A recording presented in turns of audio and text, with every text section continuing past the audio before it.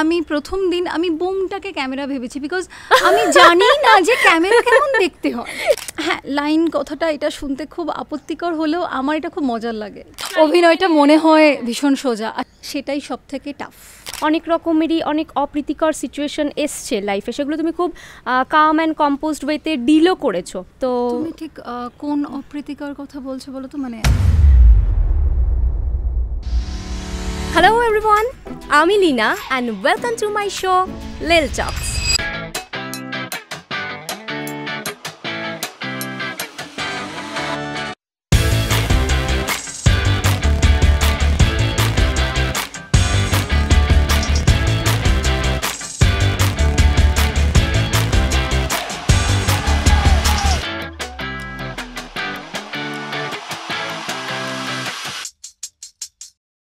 Struggle শব্দটির সঙ্গে আমরা সবাই পরিচিত।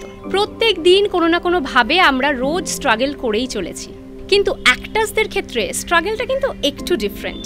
কারণ এই প্রফেশনে প্রত্যেকটা সাকসেসফুল প্রজেক্টের পরেই আমাদেরকে পরীক্ষা দিতে হয় নেক্সট প্রজেক্টের জন্য, এবং এই প্রসেসটা কিন্তু কন্টিনিউয়াসলি চলতেই থাকে। সেই জন্য আর্টিস্টদের একটা স্ট্রং মাইন্ড থাকাটা ভীষণই ইম্পর্ট্যান্ট। সেরকমই একজন স্ট্রং মাইন্ডেড অভিনেত্রীর সঙ্গে আজকে আমরা কথা বলছি এবং শুনে নিচ্ছি তার স্ট্রাগল স্টোরি। আই ওয়েলকাম বৃষ্টি রয়।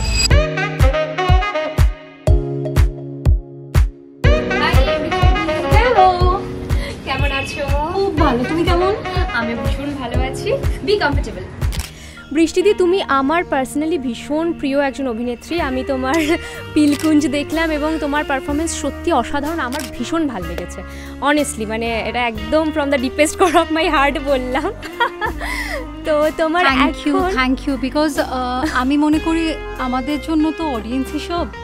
একেবারেই তোমার ভালো লেগেছে, বাকিদের ভালো লেগেছে, এখনো পর্যন্ত যারা যারা আমাকে জিজ্ঞেস করেছে তাদের প্রত্যেকের ভালো লেগেছে। I am so blessed. Thank you রিঙ্গোদা। আচ্ছা বৃষ্টিদি, আমাদের যেটা আমি একটু আগেই কথা বলছিলাম, হ্যাঁ, ইন্ট্রোটা দেওয়ার সময়, যে স্ট্রাগলটা তো আমাদের এই ফিল্ডে ওতপ্রোতভাবে জড়িত। তো সেই ক্ষেত্রে আমাদের সবার অভিনেত্রীদের বা অভিনেতাদের এইটাকে নিয়ে ডিল করতেই হয়। তো তোমার ক্ষেত্রে স্ট্রাগলটা কীরকম ছিল আর তুমি কিভাবে জিনিসটাকে ডিল করেছো? আজকে যে এই পজিশনে এসে তুমি দাঁড়িয়েছো, হাউ ওয়াজ দ্য স্ট্রাগল?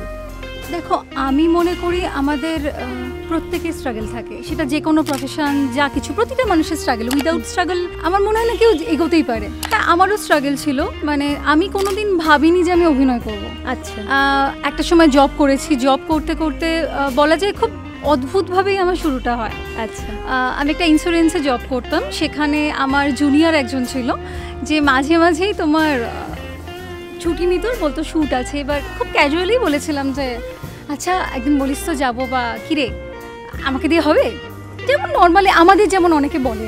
আচ্ছা, মানে ওই প্রি প্ল্যানিং বা ছোট থেকে একটা ইচ্ছে যে আর অ্যাক্টর হব, এরকম কোনো ব্যাপার তোমার কাছে ছিল না? কখনোই না। ছোটবেলায় ওই হয় না যে মার কাছে কানমোলা খেয়ে আবৃত্তি করা, এতটুকু ছাড়া কোনোদিনও কাউকে অডিয়েন্সের সামনে কথা বলা একদমই না। তো সেখান থেকে সামহাউ সে আমার নাম, ফোন নাম্বার, ছবি দেয়। সেখান থেকে আমার কাছে প্রথম ডাক আসে বউ কথা কও।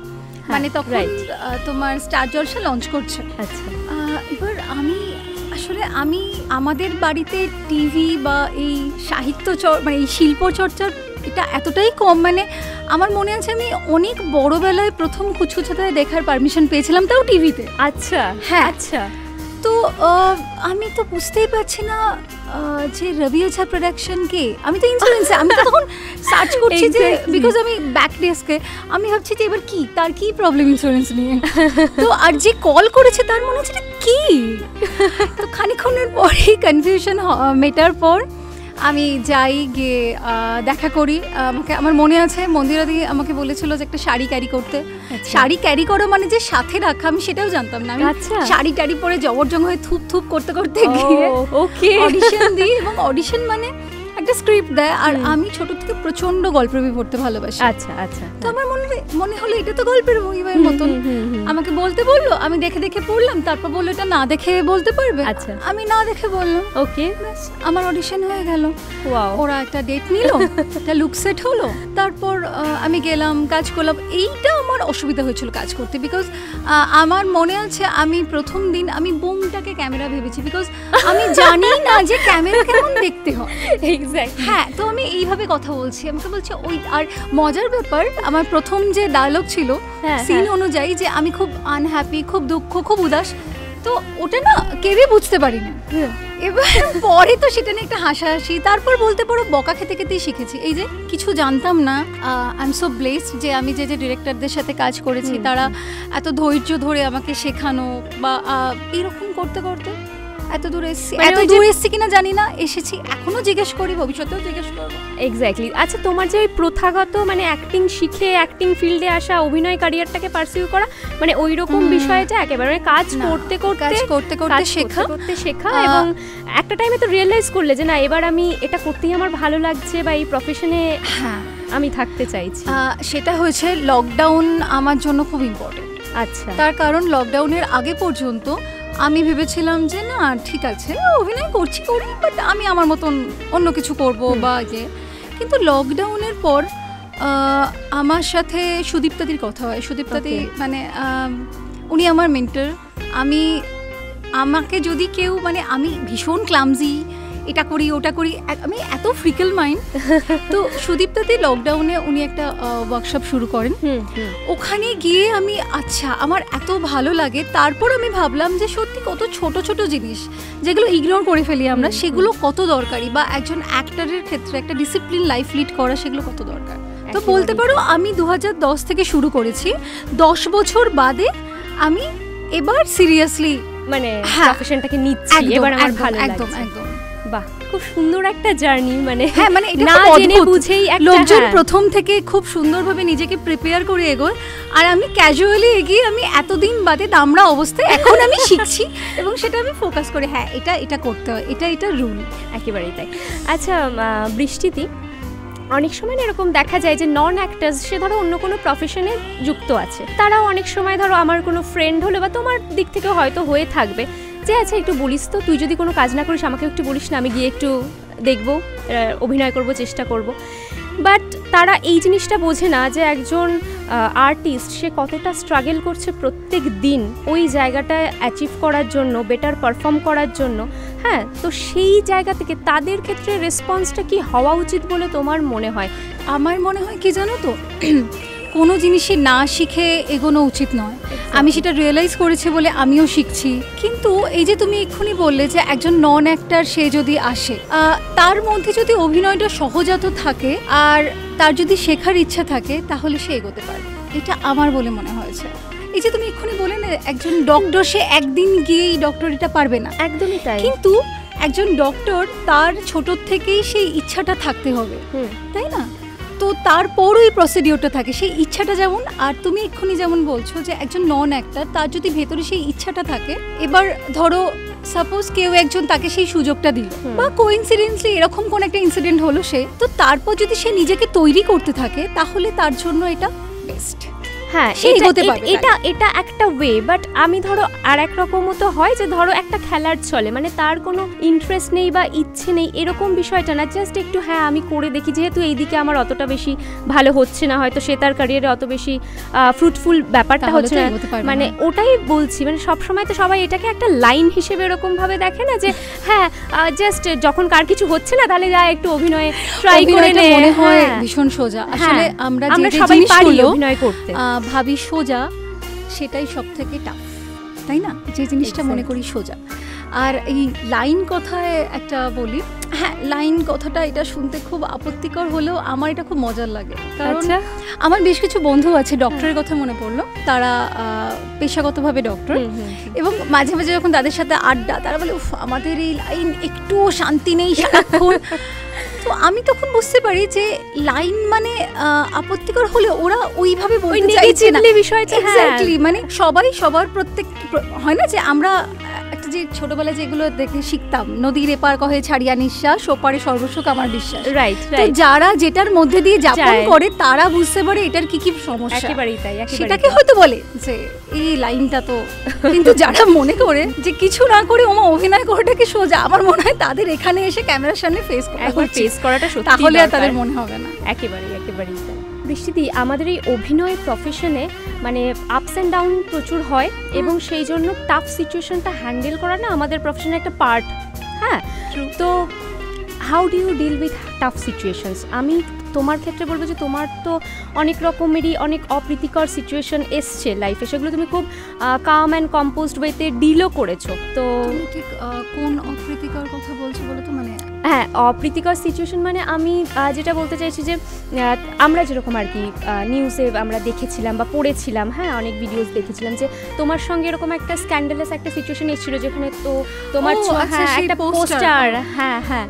তো এই যে বিষয়গুলো, এটা কিন্তু শুধু তোমার সঙ্গে না, আজকে অনেকের সঙ্গেই এরকম হচ্ছে।